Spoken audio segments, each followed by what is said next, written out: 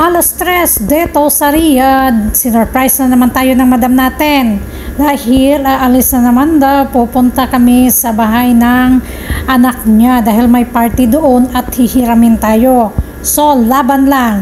Bukas madaling araw aalis pa ako, magpa-flight ako papuntang Jeddah, pero ito nandito tayo sa party dahil hinihiram tayo, pero okay lang basta mamaya uwi tayo ng maaga. Ito ang buhay ng OFW, hila dito hila doon, kaya go lang lagi, laban lang tayo. Sino ba namang hindi ma-surprise kapag sinabing yala, wala ka pang hilamos, wala ka pang kahit ano-ano dyan, pero go na rin, sige na, bihis na ng abaya, sabay larga na. Hindi talaga maiwasan ang mga ganitong mga insenaryo na hihiramin tayo sa mga anak ng amo natin.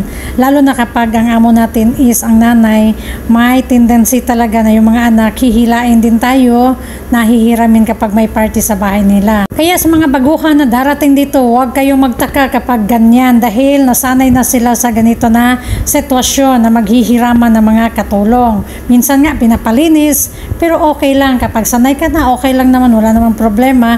Minsan magbibigay din naman sila ng hadiah, o di ba? Basta importante mabait ang amo natin at pinapakain tayo ng maayos at hindi tayo inaboso.